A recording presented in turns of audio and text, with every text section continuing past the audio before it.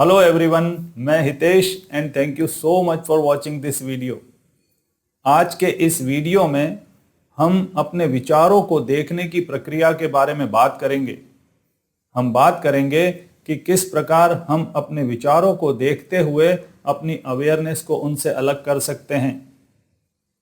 तो आगे बढ़ने से पहले हमें जरा अपने विचारों को समझना होगा। तो जब भी आप अपने अंदर नजर डालेंगे तो पाएंगे कि वहां पर हमेशा एक बातचीत चलती रहती है। कोई दो लोग हैं जो हमेशा अंदर आपस में बातें करते रहते हैं। इसी अपने आप चलने वाली बातचीत को विचार कहते हैं। तो ये दो लोग कौन हैं जो आपस में बातचीत करते हैं? दरअसल यह मन ही है जो स्वयं से बातें करता रहता है, लेकिन समझने के लिए इन्हें दो में तोड़कर बताया जाता है, मन और बुद्धि। मन एक विचार भेजता है, बुद्धि उस विचार पर अपना रिएक्शन देती है, अपना निर्णय देती है। उसे एक्सेप्ट करना है या रिजेक्ट करना है, यह काम बुद्धि करती है। तो इस तरह हमारे अंदर अपने आप चलने वाली बातचीत को विचार कहते हैं।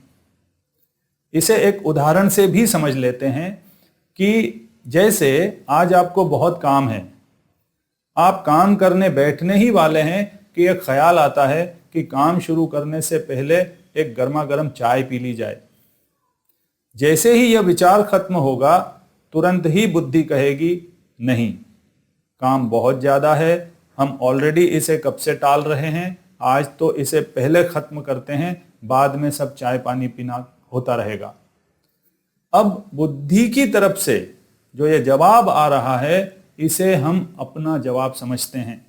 बस यहीं से गड़बड़ शुरू होती है। इसे ही सोया होना कहते हैं, इसे ही अध्यात्म में बेहोशी कहते हैं कि बुद्धि से आने वाले जवाबों को हम अपने जवाब मानते रहते हैं। आपने अध्यात्म में एक शब्द सुना होगा, जागो। तो किस चीज से जागने की बात हो रही है? इसी बेहोशी से जागने की बात हो रही है कि हम बुद्धि को मैं समझ रहे हैं। तो इसे कैसे तोड़ा जाए? इस बेहोशी को तोड़ने का बहुत ही आसान तरीका है, और मैं जानता हूं कि इस वीडियो को देखते ही कई लोगों की यह बेहोशी आज टूट जाएगी। हमेशा यहां तक कि जो लोग साक्षी भाव की, अध्यात्म की और ध्यान की प्रैक्टिस भी कर रहे होते हैं, उनसे यह भूल हो रही होती है कि वह बुद्धि के द्वारा अपने मन पर नजर रखते हैं। ये मेरे साथ भी हुआ है।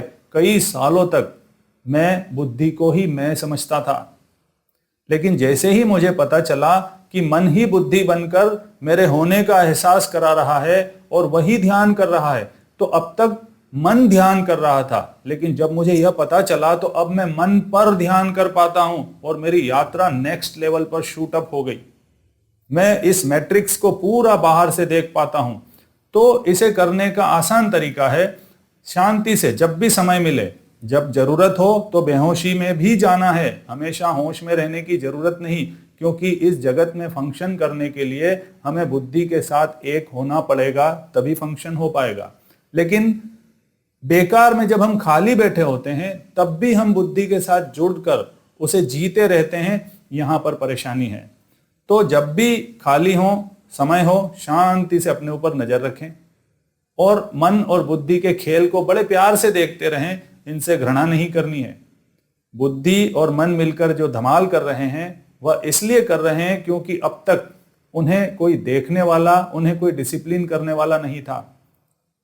लेकिन जैसे ही साक्षी अवेयरनेस जागती है और इनको देखना शुरू करती है, ये दोनों स्वयं डिसिप्लिन होने लगते हैं।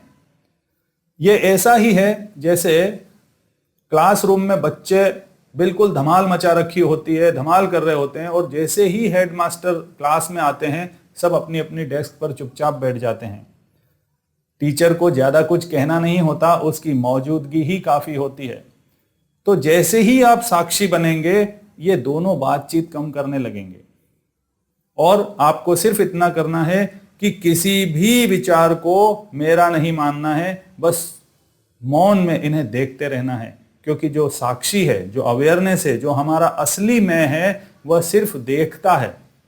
उसके पास कोई शब्द ही नहीं है। शब्द जहां भी उठे तो समझना या तो मन है या बुद्धि है।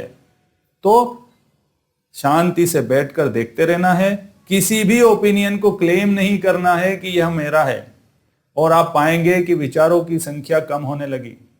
जैसे जैसे दो विचारों के बीच का गैप बड़ा होने लगेगा, तब भी मन कोशिश करेगा कि आपको फिर से अपनी बातचीत में फंसा ले, क्योंकि वह खाली रहेगा तो उसकी मृत्यु है। वह चाहता है कि मेरा उपयोग करते रहो, वो जानता है कि अगर मेरा उपयोग बंद हो गया तो मैं नष्ट हो जाऊंगा।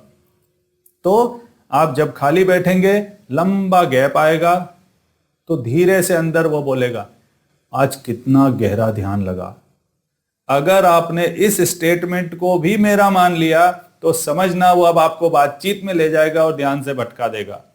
तो किसी भी शब्द को ध्यान के समय मेरा नहीं मानना है, सिर्फ और सिर्फ साक्षी भाव से इन्हें देखते रहना है। और जब आप साक्षी भाव से इन्हें देखने लगेंगे तो आप सचमुच इनका उपयोग करने में सक्षम होने लगेंगे। अभी ये दोनों हमें चलाते हैं, लेकिन साक्षी होते ही अब आप अपनी बुद्धि को जानबूझकर कोई विषय दे सकते हैं कि चलो आज यह सोचते हैं कि पैसा कैसे कमाते हैं, आज यह सोचते हैं कि दोस्ती कैसे निभाते हैं, आज यह सोचते हैं कि जीवन में आगे क्या करना है। इस तरह आप जानबूझकर जब आप अपनी बुद्धि को विषय देंगे तो फिर मन और बुद्धि मिलकर उसका निर्णय, उसके प्रोसेस को प्लान करने लगते हैं।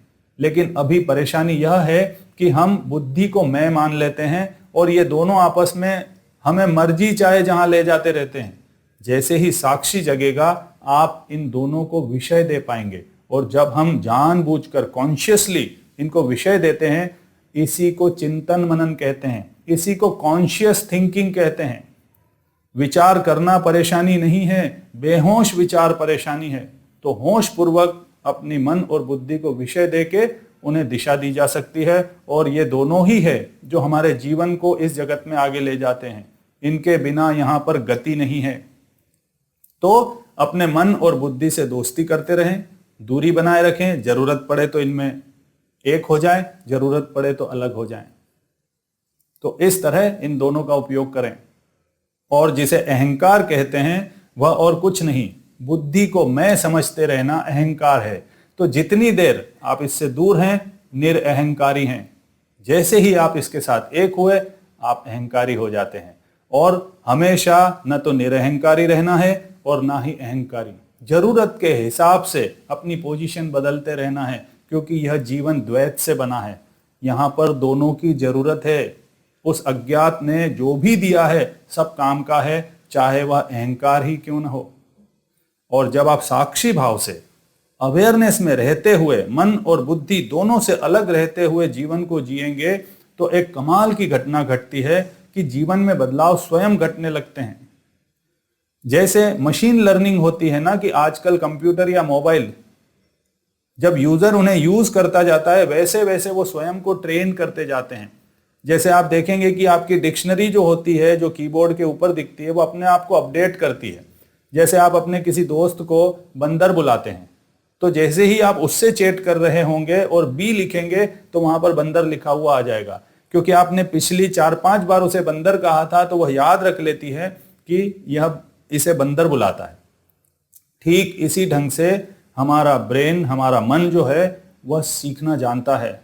लेकिन अभी क्या होता है कि हम बेहोशी में उसके साथ डूब कर जी रहे होते हैं, तो वह सीखता नहीं, क्योंकि वह सेल्फ अवेयर नहीं है, वह स्वयं के प्रति जागरूक नहीं है। लेकिन जब हम उसके प्रति जागरूक होते हैं तो वह भी स्वयं के प्रति जागरूक हो जाता है। वह हमारी अवेयरनेस उधार लेकर सीखने लगता है। तो जब आप अवेयर रहकर कोई गलती करेंगे तो वह पूरी गलती की प्रोसेस को अवेयर होकर देखता है। अगर उसका परिणाम ठीक नहीं आया या दुखद आया तो वह जानता है कि इसे अगली बार नहीं दोहराना। यह खुद सीखना जानता है। तो अवेयरनेस में रहने से ही जीवन में परिवर्तन आने लगते हैं। तो आपको ज्यादा कुछ नहीं करना, बस इस 3 लेयर को समझना है। और मैं मानता हूं कि ये आज का वीडियो ही काफी है जो कई लोगों को तीसरे तल पे जागृत कर देगा। तो आशा करता हूं कि आप इस गहरी विद्या का उपयोग करके अपनी मन और बुद्धि से ऊपर उठेंगे और अपनी आध्यात्मिक यात्रा को नेक्स्ट लेवल पर ले जाएंगे। जो भी ध्यान करें, जो भी प्रक्रिया करें, अगर हनुमान चालीसा भी करते हैं तो बुद्धि को हनुमान चालीसा करवाने पर लगा दो और उसके साक्षी बने रहो। अभी क्या होता है, मन और बुद्धि हनुमान चालीसा पढ़ रहे हैं, आप कहीं और ही हैं। एक हिस्सा मन का हनुमान चालीसा करता रहता है, दूसरा हिस्सा विचार करता है, क्योंकि मन अपने आप को तोड़ना जानता है। लेकिन अगर मन और बुद्धि दोनों को मिलाकर हनुमान चालीसा में लगा दो और आप सिर्फ साक्षी बनकर उन्हें देखते रहो, तो मन से ध्यान नहीं करना है, मन से जाप नहीं करना है, मन पर ध्यान करना है। अभी मन कहां पर है उस पे ध्यान रखो। विषय गौण है, विषय का कोई महत्व नहीं। अगर वह अवेयरनेस टिकी है तो काम हो रहा है। तो आशा करता हूं कि आप इस प्रक्रिया का उपयोग करेंगे और अपने पूरे जीवन को तीसरे स्तर पर उठाएंगे। तो आज इतना ही, और इस तरह की और भी इंटरेस्टिंग और यूजफुल चीजें लेकर आता रहूंगा। तब तक के लिए धन्यवाद।